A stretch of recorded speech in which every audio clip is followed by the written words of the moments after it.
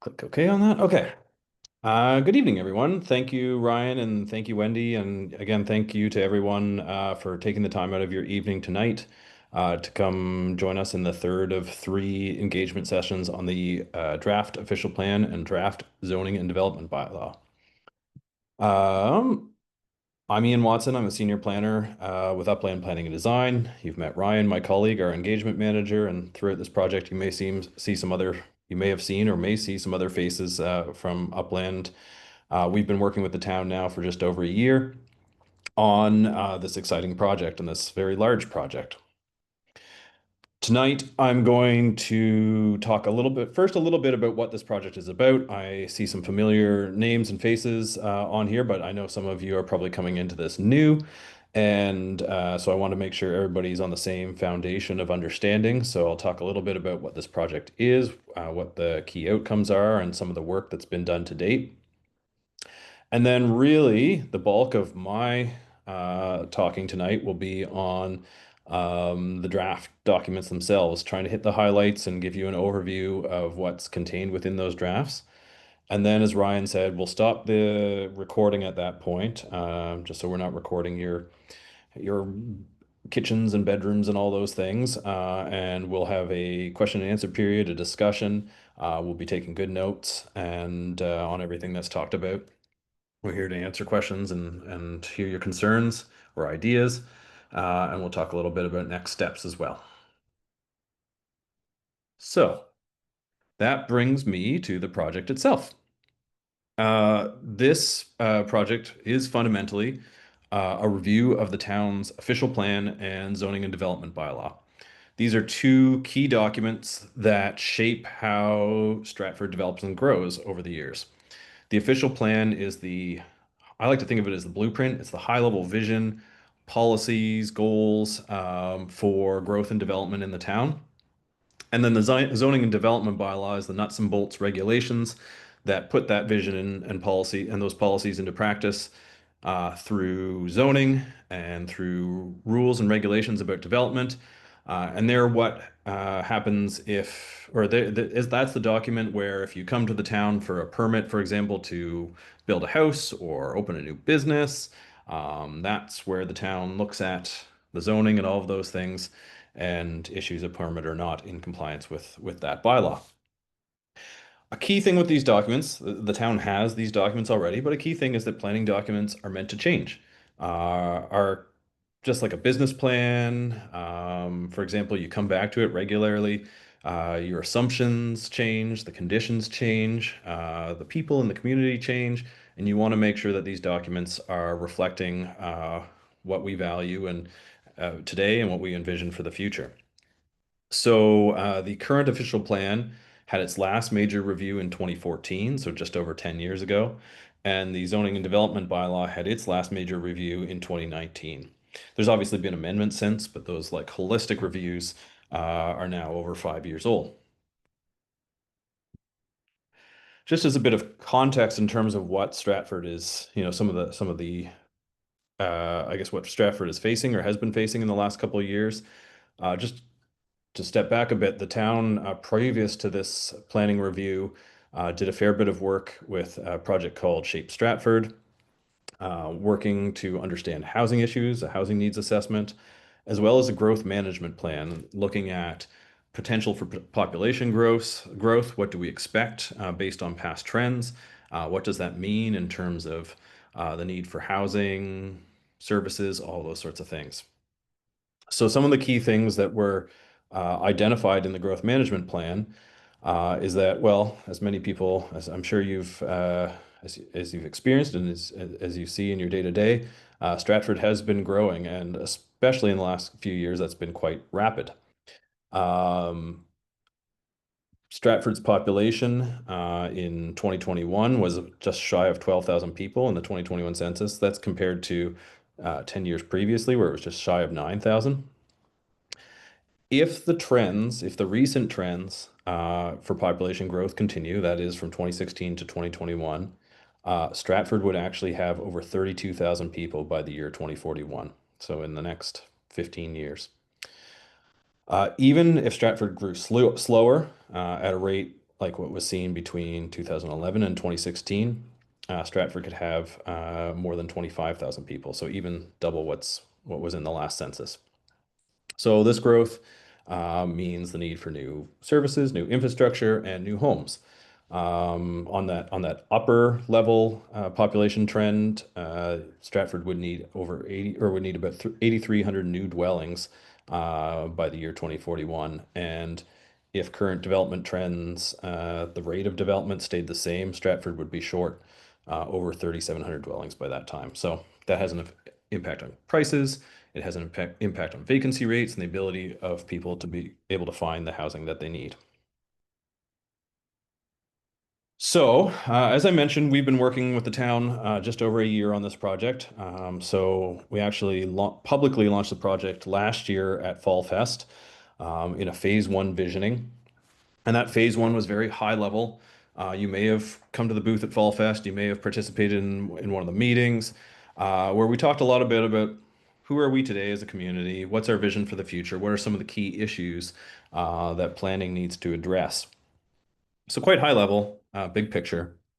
And then in early 2025, January to March 2025, we narrowed down a little bit and dug into some of the specific issues and options that people identified in that phase one, some of the key topics that people said need to be addressed through planning, and started to look at how could the planning documents help tackle these. Uh, then we went away, worked with council a little bit to set preliminary directions for the documents, and then they're large documents. There's a lot to write and to cross-reference and all of those things to get right. So we've been working since then drafting, and we are now here in that phase three draft engagement. I do emphasize that draft, capital D draft. These documents are put out as something tangible for you to look at and respond to. Those earlier phases, it's really easy to talk about the future and big ideas, but it's hard to focus on the specifics without having any tangible details to look at. So this phase three is really about those details and making sure that we got them right and correcting course in areas where people think we got them wrong. So this launched late September. We'll be going till the end of October. We'll take everything we hear during this engagement. We will package it all up, and we'll take that to have discussions with planning board and with council about here's what people said, here's all the things we heard on different topics. Um, Here are the concerns, here are the things people liked.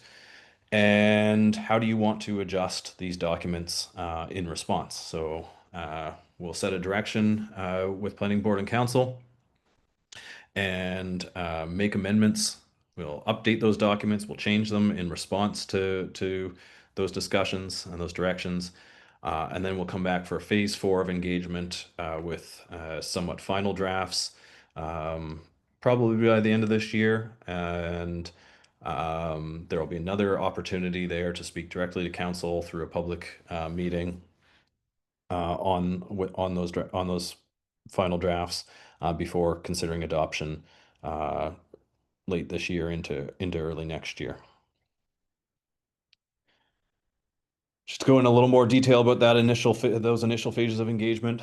So again, that first phase was kind of very high level, visiony.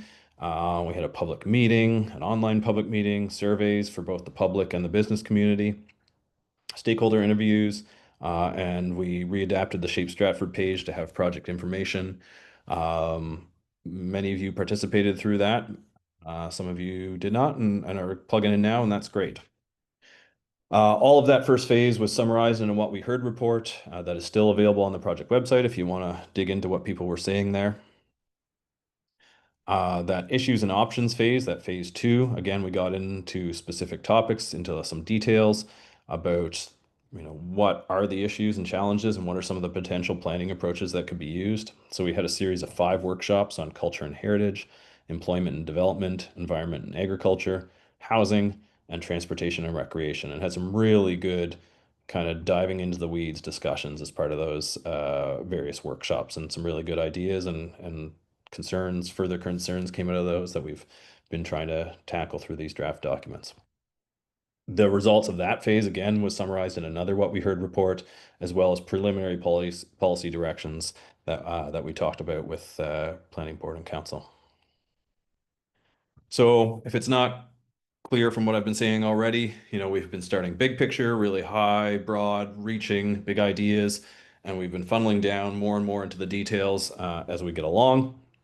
And as you can see, we're getting more detailed here in this first draft, but they are capital D drafts. We're not there at that final point yet. There's still more refining to be done. And this is great. It's not too often we get young people at public meetings, so I appreciate that you're tuning in.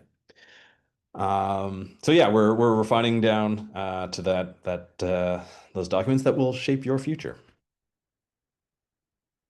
So that brings me to this draft engagement. As I mentioned, we launched late September 26th. We will be open till October 27th. Encourage you to get all your comments in previous to that date. There's two in-person public workshops last week, really great attendance to those and some really good discussions. We're here tonight at the online public workshop. There are a series of fact sheets. There was physical copies at the workshops. There's also digital copies online on the project webpage that highlight some of the things I'm going to talk about tonight. There's an online zoning map where people can leave comments on the proposed zoning. I like this or I don't like this, or and see you can also see what other people have posted, and that's been getting really great traction. We've a lot of comments. We really appreciate that. There's a feedback form where you can write your comments and that will come to us. And there's also a community hotline. You can call us or email us at the email address or number there on the bottom of the screen. If you have any questions or want to have a more detailed discussion with us. And if you haven't seen the trend already, haven't picked up on the trend, all of this is going to be collected in a What We Heard report. So we'll be reporting this all back to you. You can see your feedback and everybody else's feedback in a What We Heard report. And then what we will do, and I've kind of alluded to this, is we're going to we'll do a summary basically. We'll have all the detailed comments, but also a summary where we of each piece of feedback. So if it's about zoning on a specific parcel or regulations for accessory dwelling units or commercial businesses or whatever it is, we're going to go topic by topic in the feedback. We're going to summarize. Here's how the current draft addresses that topic. Here's what people said about it in the engagement. And here are some options for planning board and council to make changes to the draft. So it'll be like a framework for having those discussions about here's what people said, here's how you could change the documents in response. And that will give us really clear direction for the final drafts. Which brings me to the drafts themselves. It's a lot of work getting to this point. They're big documents, and obviously, probably too much to go into every little detail tonight in the documents. So what I'm going to try and do is hit the high points, hit the things that I think, well, primarily that are changes, and that should be of interest to many people. Try and give you an overview of what's in them. And then when we get to the question and answers period discussion, if there's any of those topics that tweaked an interest in you and you want to go into it further, hear more details, absolutely we can do that. Or if there's something that's really detailed, you want to talk about the zoning on your property or whatever, you can call us at that hotline after tonight. So, the official plan, as I mentioned, is the overarching vision. It's the blueprint for the community. And so, right at the front of it, it has a vision statement. And that vision statement is that the town of Stratford is a vibrant, self-sufficient community, offering a well-connected network of green spaces and family-friendly amenities. We envision a future focused on sustainable development with accessible public and active transportation facilities, diverse housing options that meet the needs of residents and newcomers, and a thriving local business community. The town celebrates its agricultural roots and small town charm while continuing to blossom into a full service community with all the essential amenities that residents need, from healthcare to education, close to home. Thoughtfully planned and inclusive, it will be a place where residents of all ages feel safe, connected, and proud to live. So, this is again fairly high level, but it really is intended to set the tone for all of the policies and regulations that come out of the rest of the documents, and they're, really trying to work towards that vision. That's refined a little bit in a series of more detailed planning principles that came out. A lot of these came out of the discussions in the issues and options workshop. So, providing a spectrum of housing options, supporting a diverse economy, celebrating our agricultural history, adapting to climate change, growing and maintaining our network of green, encouraging social equity and inclusion, improving accessibility, enabling mobility locally and regionally, developing a vibrant core, and promoting a healthy community. So, starting big, getting down a little more to the details, that's then set out through the policies and regulations. So, the town does have existing planning documents, as I touched on previously, and much of the content of those documents, is still relevant. It still works, and has been carried forward in some form into the new drafts. So, what I'm actually going to do tonight is focus primarily on the changes, the big moves. And we've kind of grouped those into six of them. Housing diversity, mixed use zoning, refocusing the business park and industrial zones, agricultural reserve secondary plan, responding to climate hazards, and administrative streamlining. So the first big one there was that housing diversity. I want to touch a little bit on the why of this because it's come up in a lot of the discussion in the first two meetings, the public meetings, as well as a lot of the online discussion. Uh, A big chunk of the changes in these drafts, as I'll go into, do touch on housing, and particularly trying to increase housing diversity. And there's a couple reasons for this. One of those is having a spectrum of housing options, and that can mean in terms of size, everything from having small apartments to large single detached single family homes, different price points, um, from affordable to luxury, um, and different formats. Some people want to live on one floor because of um, mobility issues or whatever it may be. And also different tenures. Some people prefer rental housing for the flexibility that it gives them in their life. Some people want to own because they feel a sense of ownership and something to invest in and something to grow. So we want to have a spectrum available within Stratford, place for your kids to grow in, different types of housing to downsize into as you age, having all those options within the community so people can remain part of the community throughout their lifespan. Another key piece of housing uh, diversity and I guess housing growth is infrastructure and spreading the cost of services and infrastructure around. We heard a lot in the initial engagement about different desires for schools, trails, sidewalks, um, recreational facilities, cultural facilities. All of those things are really key aspects to having a community that's pleasant to live in, that's a nice place to live, but they also cost money. And when we have a critical mass of people to spread those costs a lot around, um, that is, it keeps taxes down, that sort of thing. It's especially a big thing on infrastructure, sewer and water and roads. A meter of road costs X number of dollars, and if that's paid by for one person, that's twice as much as if it's paid by two people. So we can spread those costs around. Another key thing is having a critical mass of customers and users for commercial services, employment, and transit.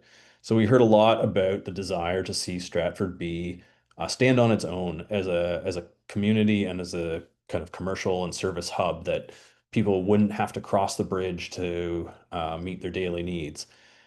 And anybody who runs a business knows that you need to have a customer base to do that, and and very often a perspective of growth of customer base.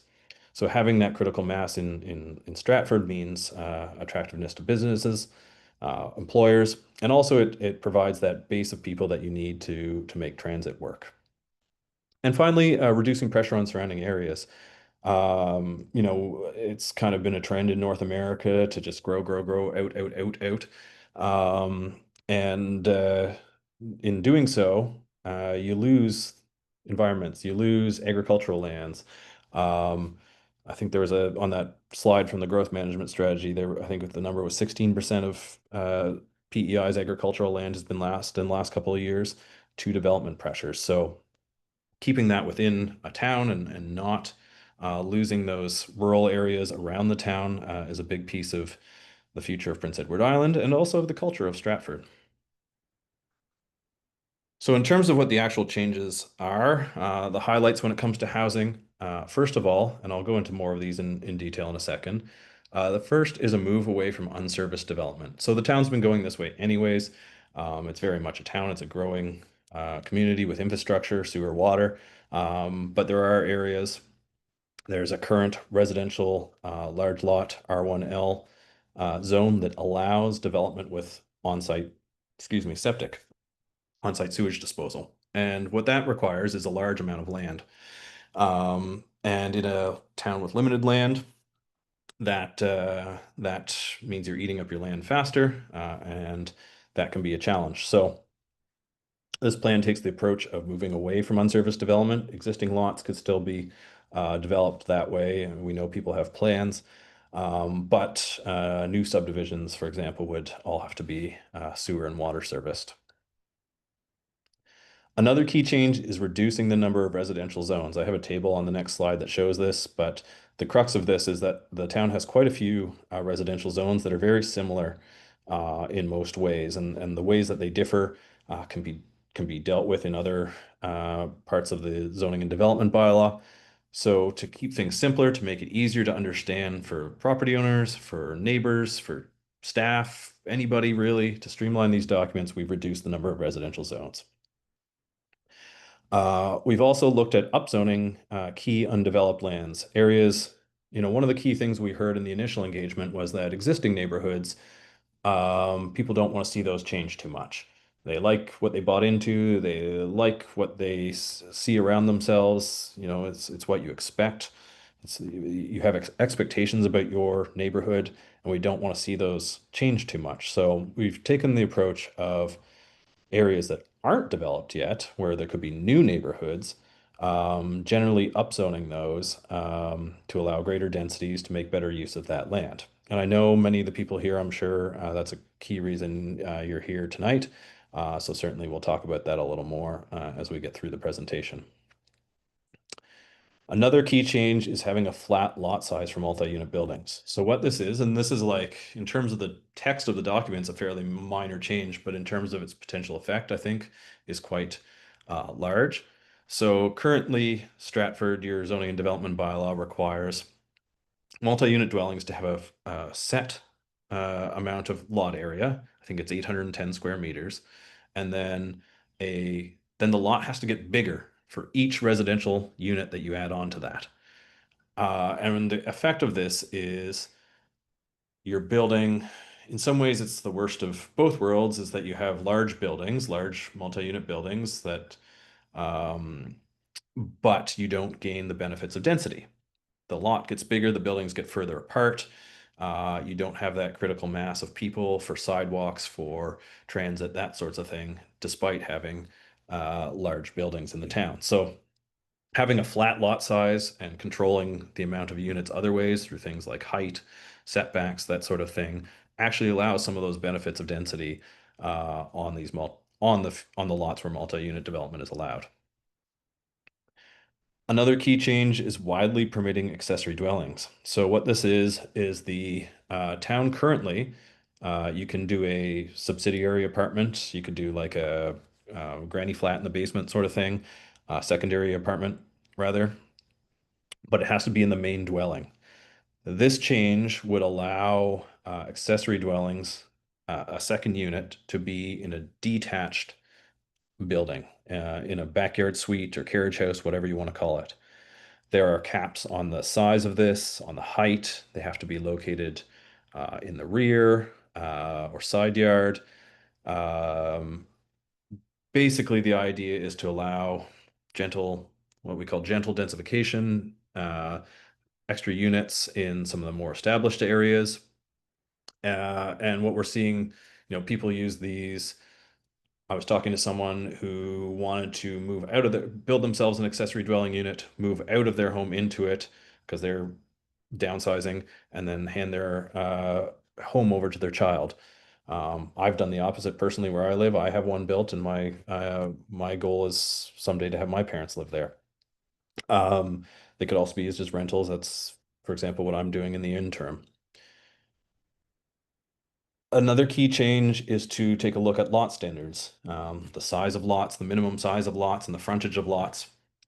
And we've generally reduced those, partially to, again, use land more efficiently in those areas where we haven't developed yet. A new subdivision coming in could have smaller lots that get more units in, lower the cost, that sort of provide diverse housing options. But another reason for doing this, and kind of what we used as our benchmark for setting some of these lot sizes, is that the Canadian Mortgage and Housing Corporation recently released a housing catalog. Well, it was a while ago that they released the concept designs, and then actually, I think last week they released the detailed blueprint packages.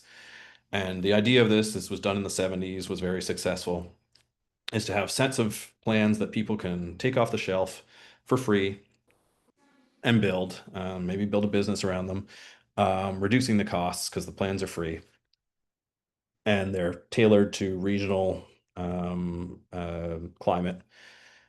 And so we took a look at this catalog and wanted to make sure that each of these designs could be accommodated somewhere in the town. So, for example, their townhouses are a little narrower than what the town would have uh, previously permitted. So we've reduced the lot frontages for townhouses, making sure that these could be permitted in the town. We've also checked to make sure the town is currently working on your own set of pre-approved housing designs. From what I've seen of drafts, they're very, very nice. They're very Stratford. And again, the idea would be that these are plans that could be taken off the shelf and built. So we've also wanted to make sure that we align with those pre-approved designs as well. So in terms of those zones, in terms of those reducing the number of zones, the current planning documents have eight, well, they have seven now, um, different residential zones, and we've reduced that down to four. And again, there was a lot of redundancies there that can be dealt with, and the differences could be dealt with in other parts of the documents. So we have a new residential lower density zone, the RL zone, and it primarily applies to areas that were in that R1L, the large lot zone, where unserviced development was permitted, and in the current R1 zone. Those have all primarily been pulled into that RL zone. We then have the residential medium density zones, RM1 and RM2, and they have generally been applied to areas that were previously R2, planned unit residential, PURD, and Mason Road residential. The difference between the RM1 and the RM2 is that the RM1 is stricter in what it allows, and I'll show these in a second. And the idea is that we applied the RM1 zone to existing developed neighborhoods, trying to better reflect that existing context. The RM2 zone is applied to undeveloped lands. Again, trying to make the most out of what's limited land left in the serviced areas of town for development. In many cases, we've left a buffer, and I'll show how that's illustrated on when I show the zoning map. The final residential zone in the draft is the residential higher density zone, RH. That's generally been applied to the R3 areas and certain areas of town center residential. Some of those town center residentials are now in mixed use. Finally, up until a couple weeks ago, the town had an eighth residential zone, the waterfront residential zone. It was on a couple lots down on the waterfront. The town recently passed amendments to the waterfront area to expand the waterfront mixed use zone and to change some of the particulars of it. And that eliminated that waterfront residential zone. So we're going from eight or nine, I guess. No, eight. Going from eight down to essentially four. So that RL zone is primarily modeled on the R1 zone. The big change is that Double dwellings, which were previously not permitted in the areas that were R1L and were either conditional or special permit use, depending on how much of the block they were on, in the R1 zone, would now just be permitted. The next is the RM1 zone. Again, this is the one that's primarily applied to existing neighborhoods, and it's generally modeled on the R2, the existing R2 zone, with some tweaks. The first tweak is that townhouse dwellings in the R2 zone are permitted up to 3 dwelling units. That's increased to 4 in the RM1 zone. That's typically what we see more commonly in town, a bank of townhouses is 2 interior, 2 exterior. The other changes are that this zone would enable multi-unit dwellings up to 12 dwelling units as a special permitted use. So for those who aren't familiar, special permitted uses are a more onerous process. They go through a public process. There's a public meeting. It's a decision that's made by council, and there's a wider range of considerations that council can have in making that decision. So it's a more onerous process, but it allows some flexibility in certain, if the context is right, for council to consider different types of more intensive developments. All right, click ahead there.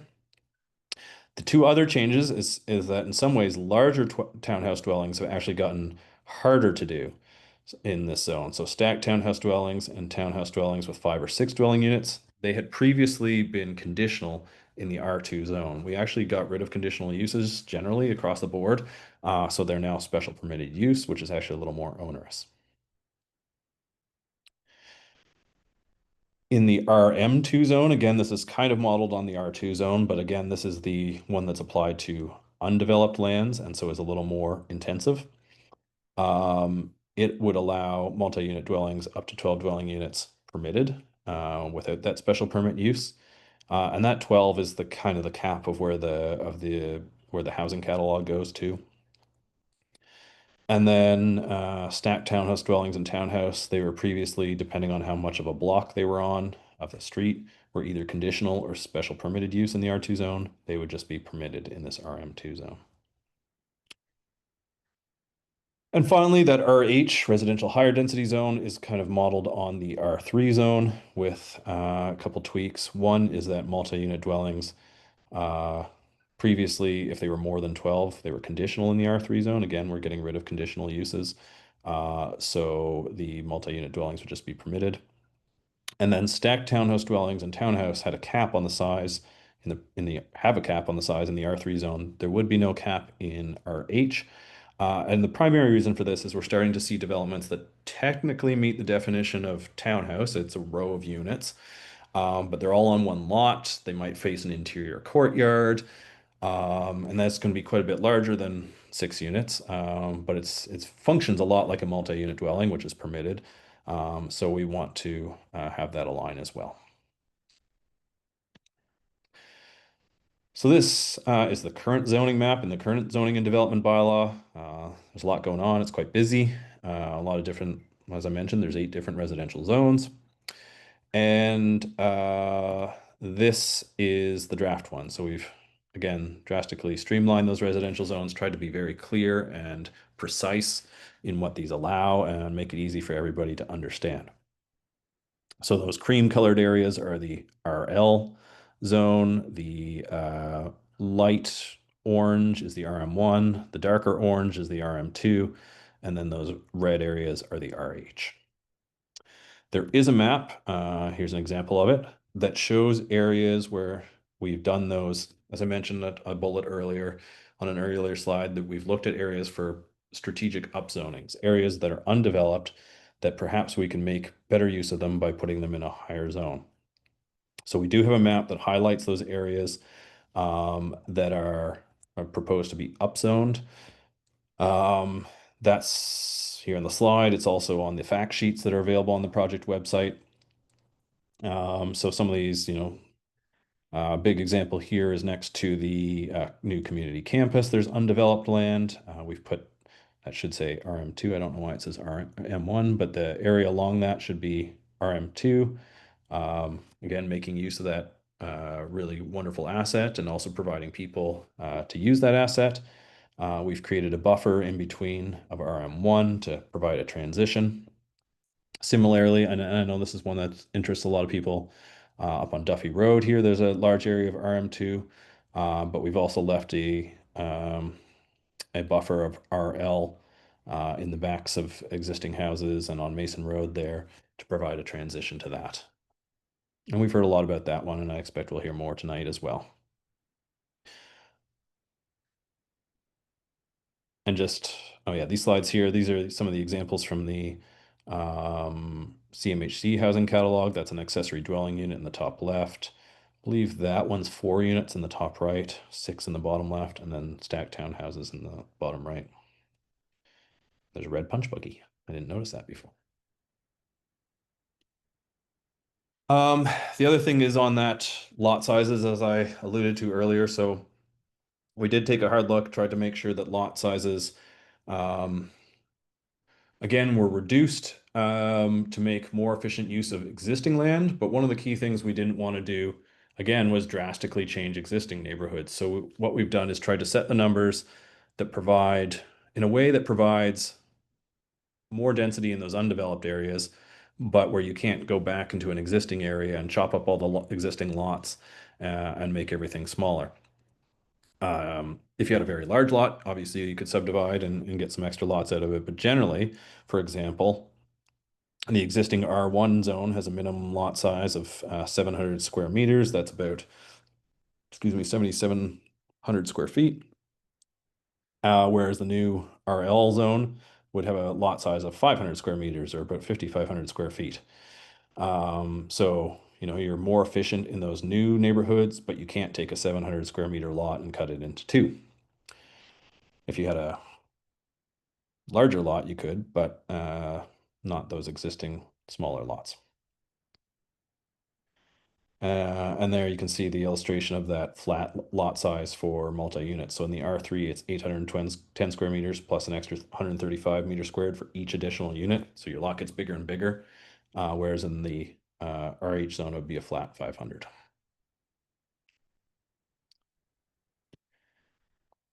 So that's housing. Those are kind of all the big changes directly related to the residential areas.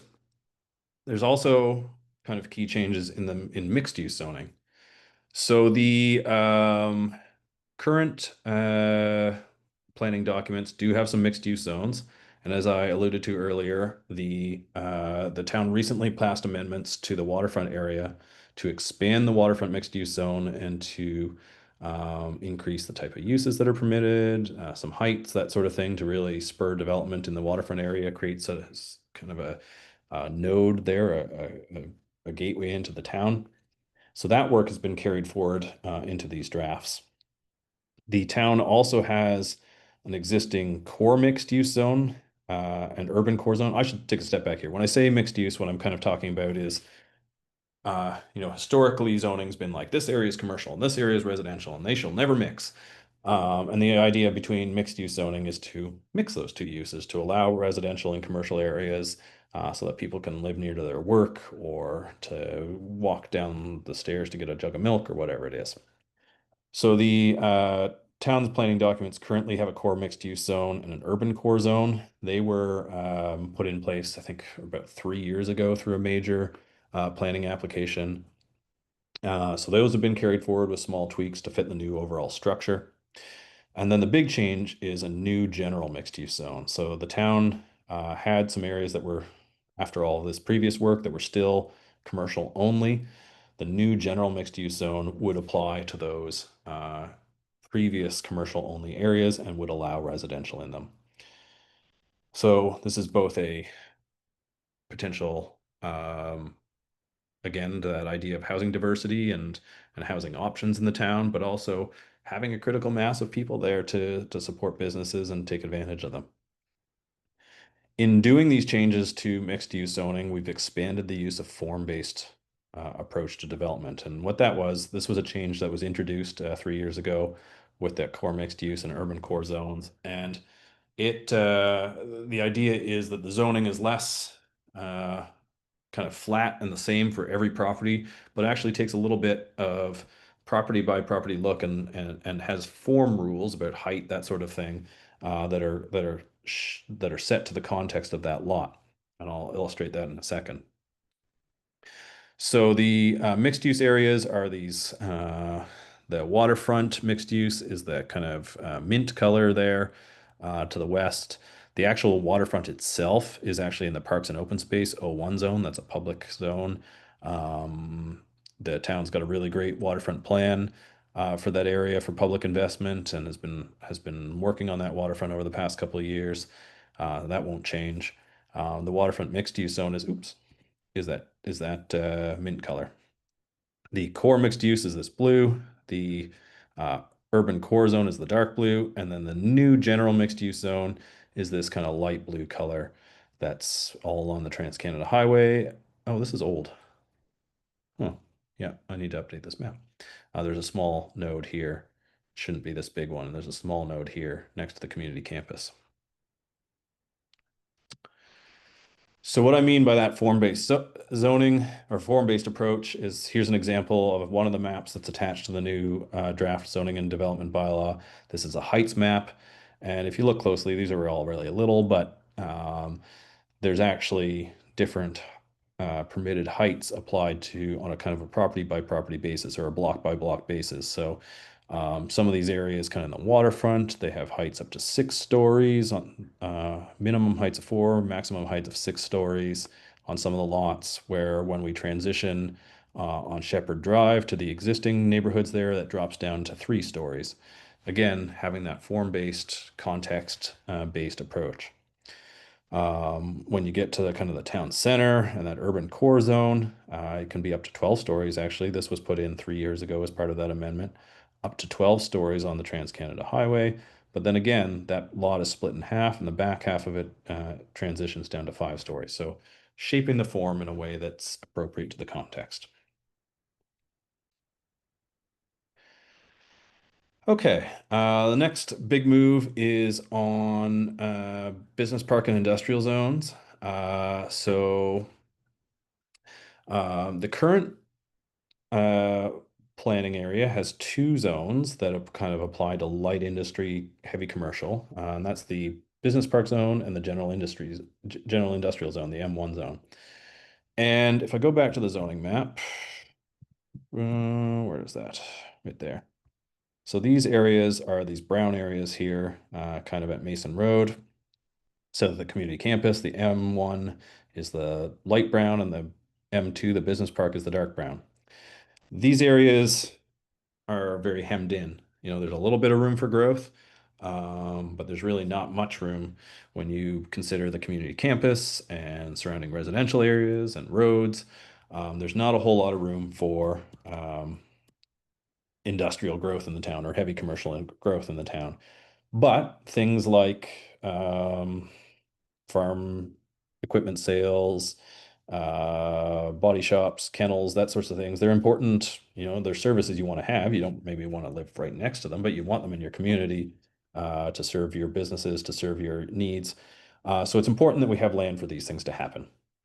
So we took a hard look at these zones and refocused them on making the best use of that land by having uses, by only permitting uses in these areas that really need that large land area or have big trucks or loading needs, that sorts of thing, or that can't go elsewhere in town. So the M1 general industrial is really quite narrow in what it permits. Again, kind of looking at those light industry, heavy commercial, heavy equipment sales, that sort of thing. Very narrow. Excuse me. And the business park zone, M2, is very, again, pared down. It allows a wider supply, or a wider range of commercial uses. But things like kennels, you don't necessarily want that elsewhere next to residential areas. And things like daycares that could go elsewhere in town. They don't need to be in a business park using up that limited business park land. We've moved them to that special permitted use, for example, would allow the existing ones some flexibility to change or grow or whatever, but we're not encouraging new daycares in this area, whereas we'd like to see them elsewhere in town. The next big move is the agricultural reserve secondary plan. Um, so the zoning, I'll jump back to the zoning map again. Sorry, I should have had it on the there slide there showing it. All of these lands in the purple here are currently in the existing zoning development bylaw zoned A1 agricultural reserve, and that is carried forward into these draft documents. And however, there's when it comes to agricultural lands within a town boundary, you often get pressure. People coming in and saying, "Hey, I want to change my agricultural lands into housing because there's demand." And we wanted to have a plan for what happens when that question comes up. Again, agriculture is an important part of Stratford's culture. It's part of the economy, and we want to preserve these agricultural lands for as long as possible. But you could see a future where the demand for housing grows such that it actually makes sense to develop these lands instead of having development spill out into the more rural areas surrounding the town. The key thing is to have clear triggers for when this will be considered, so that it's not just, oh, I want to develop my land. It's in the greater context of the town, is this appropriate? So the secondary plan sets out clear triggers for when different blocks of agricultural land could be considered for development. And it prioritizes them based on servicing availability, sewer and water, transportation, how big the land is, how it is in relation to other developed areas, and how it is in relation to active agriculture. Um, and so prioritizes different blocks for earlier development than others. The final thing it does, or final things it does, the secondary plan sets out some high-level policies for desired land use mix. So if these lands are going to get developed, um, from a societal perspective, we don't necessarily want it to be for 10 houses, you know? That's kind of a missed opportunity if we're going to develop our agricultural land. So sets targets for density to make sure we use the land to its fullest. And it also sets out some policies for aligning with high-level parks, transportation, and public infrastructure goals. So there's the different blocks, prioritizing them. But then there's also a transportation connection map, looking at, if you developed this big blue block here, for example, we want to make sure that there are transportation connections through that hit these different points rather than having dead ends everywhere that make this block disconnected and unwalkable and that sort of thing. Or if there's a need for parkland, or areas where there's opportunities for new regional level parks, that those are adequately considered in the plans for these blocks. The drafts also take steps to respond to climate hazards. Climate change is one of the big issues of the day.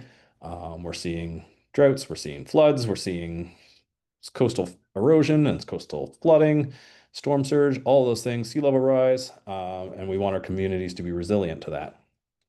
So the province has done a lot of work with coastal flood mapping and inland flood mapping, to identify areas that are hazards or at risk of hazards, and we've brought that mapping in, which I'll show in a second. And in those areas, vulnerable uses and uses with environmental risks would be prohibited. So that would be things like senior citizens' homes wouldn't be permitted in those areas because they'd be hard to evacuate if there was ever flooding. Or things that store hazardous chemicals wouldn't be permitted in those areas in case they flooded and created an environmental hazard. The developments that would be permitted in those areas would still need to meet minimum coastal elevation and would need to be flood-proofed to a certain elevation in the inland areas.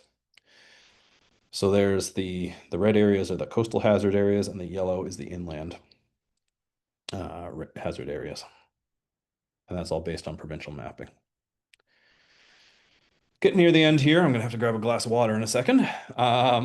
Is administrative streamlining. So, anytime we do these plan review processes, it's an opportunity to look at how do things flow? How does development happen? How do we make sure everybody's well aware of different issues, and that planning is easy to understand and clear and precise and legally defensible and all those different things. So we've substantially reworked the documents to set out clear application requirements and processes. Generally, as I mentioned, we've reduced the number of zones to streamline things a little bit, make things clearer, and you don't need a PhD in planning to understand the documents. That's you. Okay.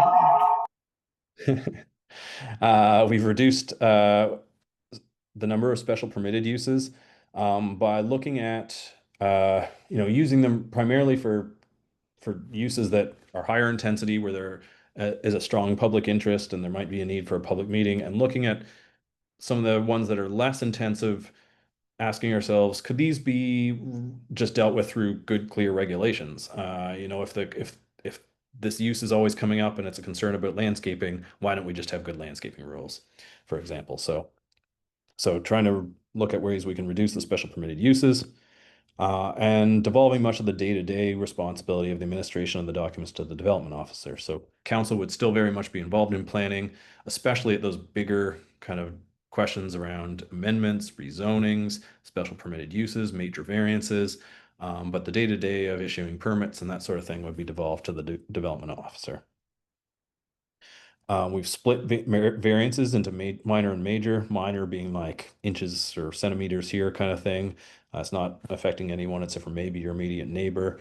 Those would be at an administrative level, at the staff level. And the major ones where, there could be a wider impact, again, would still go to that council level. And then trying to use precise language and definition and having definitions for everything so we're all on the same page. And finally, that's kind of the big moves. I just did want to recognize that, the big moves are where the major changes have happened, but they're obviously not the topics that are important to everybody. So these documents still do, of course, address things like landscaping and environment, recreational spaces, transit. There's policy in there about transit, parking. That was a big one. We heard that a lot in the discussions around residential development. Don't change, Stratford actually, I would say, has fairly high parking requirements for residential development, but it is also one of the biggest concerns that people have about new residential development. So we have not changed the residential parking requirements in residential zones. We did tweak the commercial ones. In those cases, they add to the cost. Developers have a strong interest of commercial developers, businesses want parking. So we tweaked those a little bit, but the residential we have not changed. Just to hit on some of those ones that weren't like maybe big moves, but might be of interest.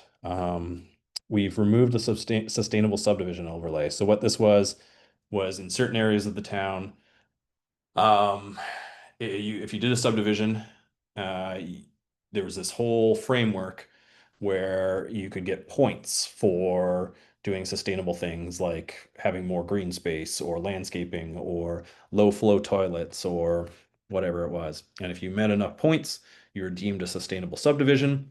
And in theory, you could get extra density, but that didn't really, just because of some of the peculiarities of the documents, that didn't actually mean anything.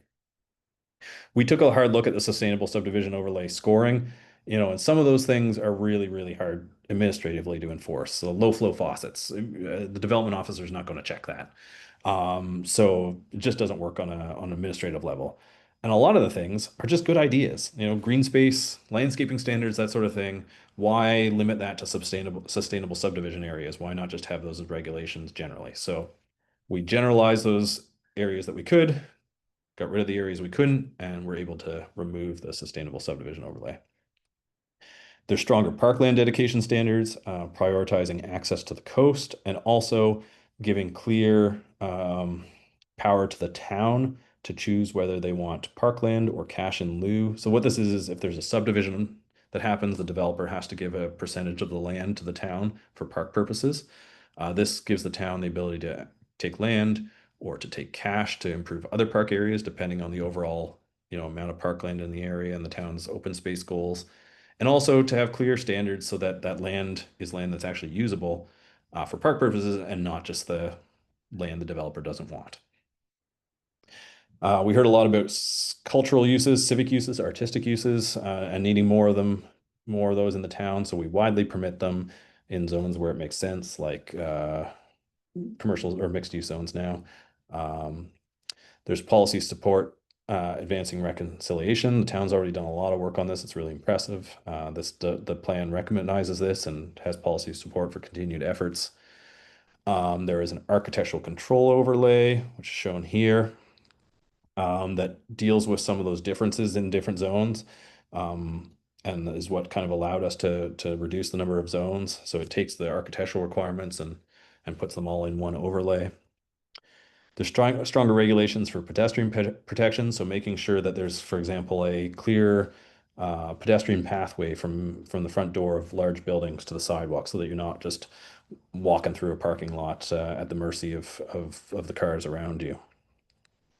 There's policy recognizing the transit goals of the town, wanting to see greater transit opportunities within the town and also greater frequencies, for example, to Charlottetown and beyond. There's a minimum buffer from water courses to protect the riparian areas. And there is policy context for annexation. And what that is, I'll just show that on the map, this map here as an example.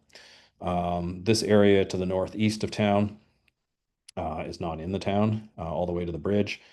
There's policy support to have future conversations about bringing that area within the town. That could provide new options for housing. It could provide opportunity for a second business park. Who knows?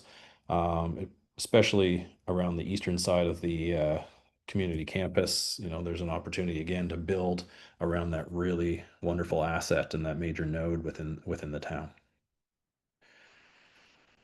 Uh, okay, that was a lot. You're probably very tired of hearing my voice. I'm tired of hearing my voice. I'm gonna grab a glass of water. Ryan's gonna stop recording, and then we will have a opportunity for questions.